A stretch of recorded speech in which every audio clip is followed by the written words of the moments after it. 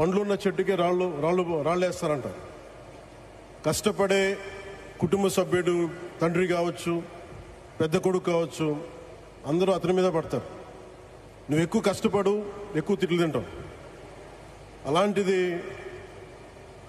మనం ఎలాంటి పరిస్థితుల నుంచి వచ్చాం? భారతదేశం ఒక పరిస్థితిలో బంగారాన్ని కూడా తాకట్టు పెట్టుకునే పరిస్థితి వచ్చింది. అలాంటి పరిస్థితుల నుంచి దశాబ్దం పైనుంచి మూడోసారి ప్రధానమంత్రిగా ఆయన ఈ రోజున మన దేశాన్ని నడిపిస్తూ ఉన్నారు. అలాంటి ప్రధానమంత్రిని చాలామంది ఆయన మీద మాట్లాడుతూ ఉంటే, ఆయన్ని అనకూడని మాట్లాడుతూ ఉంటే నా గుండె కదిలించేసింది. నా కన్నీళ్ళు వచ్చినాయి, బాధ వచ్చింది. దేశం కోసం కష్టపడే వారికి ఇవా చివరికి మనం ఇచ్చేదేం. కొత్త తరానికి ఏం తెలుసు? ఆయన పడ్డ కష్టం. ఒక్క రోజు కూడా సెలవు తీసుకోలేదు మన ప్రధానమంత్రి గారు. ఈరోజు పెట్టుబడులు వస్తున్నాయి మనకి, ఒక్కరోజు కూడా సెలవు తీసుకోలేదు.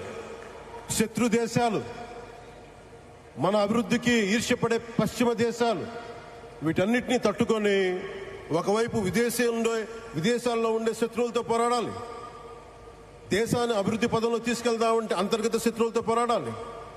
అలాంటి వ్యక్తికి మనం ఇవ్వగలిగేది కేవలం మేమున్నాం మీ వెంట, మీ మీద మాట పడితే అది మా మీద పడ్డట్టే, అదే మనం వారికి ఇవ్వాల్సింది.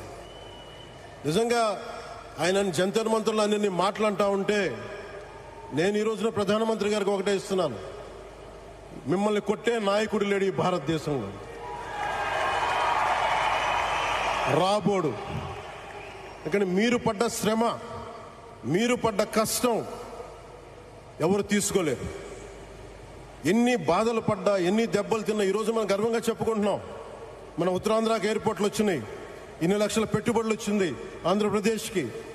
కానీ ఇవన్నీ తట్టుకొని చెయ్యాలి అంటే 144 కోట్ల తాలూకు ప్రజల ఆకాంక్షల్ని ఎంతోమంది వెనక్కి లాగుతున్నా, ఒకళ్ళు ముందుకు తీసుకెళ్లాలంటే ఎంతమంది తిడుతున్నా, విమర్శిస్తున్నా తీసుకెళ్తున్నారంటే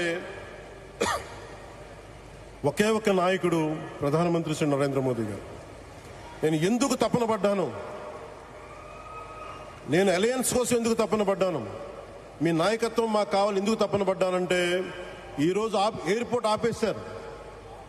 ఒక చిన్నపాటి ఎర్ర బస్సు కూడా రాని చోట ఎయిర్పోర్ట్ అవసరం లేదన్న వ్యక్తులకి సమాధానం ఇదే. ఇన్ని వేల మందికి ఇన్ని వేల కోట్ల పెట్టుబడి వచ్చింది అంటే ఆశీస్సులు కావాలంటే, దేశం కోసం నిలబడే నాయకుడికి మన అండగా ఉంటే ఏం జరుగుద్ది అంటానికి ఈ భోగాపురం ఎయిర్పోర్ట్ ఈరోజు ప్రారంభోత్సవం నిలువెత్తు నిదర్శనం. ముఖ్యంగా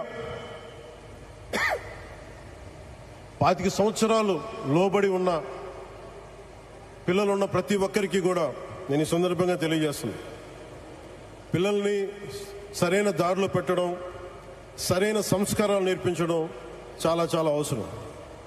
ఈరోజు పొద్దున్నే ప్రధానమంత్రి గారి స్టేట్మెంట్ చూశాను.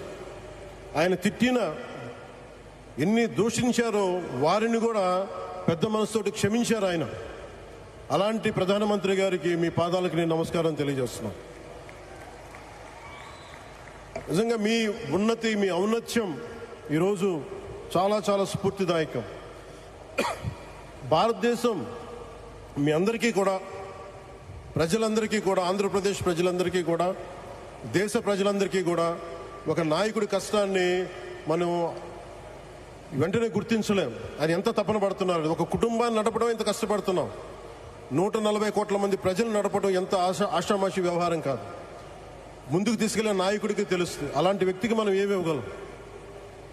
దేశాన్ని నడిపించడం అంటే రామకార్యం లాంటిది. హనుమంతుడు లంకకు లంఘించినప్పుడు అనేక అవంతరాలు వచ్చినాయి, అనేక అడ్డంకులు వచ్చినాయి. రామకార్యం చాలా గొప్పది.